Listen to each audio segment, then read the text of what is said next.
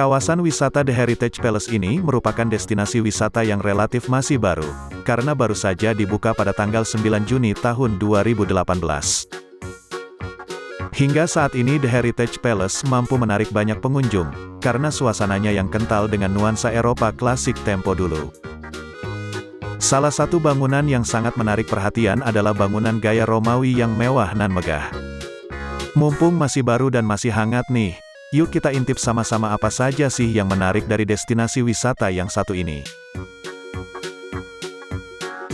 The Heritage Palace dibangun sebagai wahana wisata keluarga.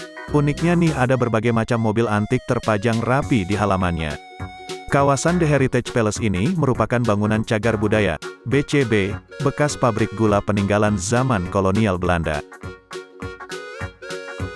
Bangunan ini berdiri sejak tahun 1892, dan mempunyai luas lahan sekitar 2,2 hektar. Sedikitnya ada 9 bangunan kuno di area bekas pabrik gula ini, dan masih lengkap dengan cerobong asapnya setinggi 20 meter. Namun baru 3 bangunan yang dibuka untuk umum.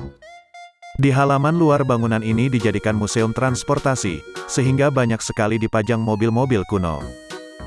Mobil Dodge buatan tahun 1948 yang dulu pernah digunakan proklamator RI Soekarno, juga menjadi salah satu mobil yang dipajang di museum ini.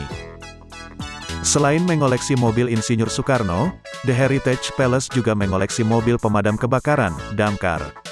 Dodge Power keluaran tahun 1963.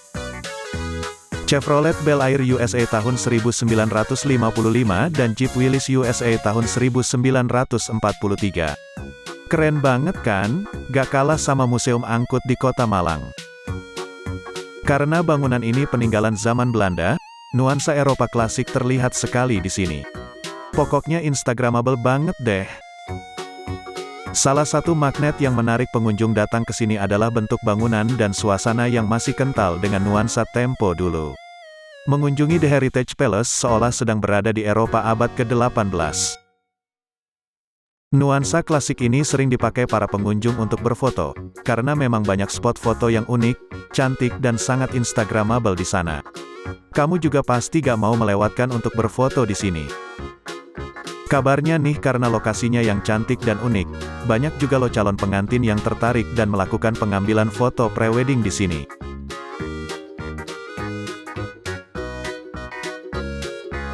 Salah satu wahana yang ramai dikunjungi di sini adalah Museum 3D Trick Art, karena menampilkan banyak karya lukisan yang keren. Di The Heritage Palace juga ada loh Museum 3D Trick Art. Di dalam museum ini, kamu bisa berfoto dengan banyak karya lukis 3D yang keren banget. Ini juga merupakan salah satu tempat yang paling ramai dikunjungi oleh para wisatawan yang datang ke sini.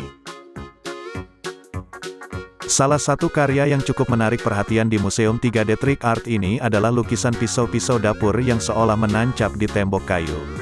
Selain lukisan itu, ada banyak lagi lukisan yang keren di sana.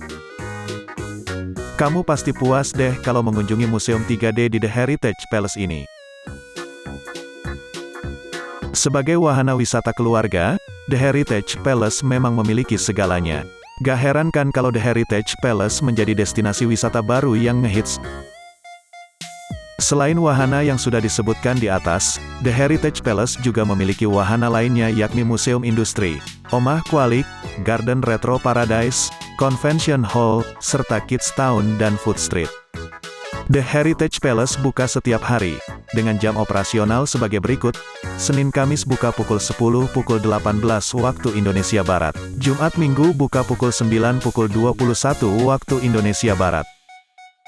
Untuk berkunjung ke sana dan menikmati aneka fasilitas di dalamnya, kamu harus membayar tiket masuk Rp55.000 per orang, dan harga tiket tersebut sudah termasuk dengan tiket masuk ke Museum 3D Trick Art.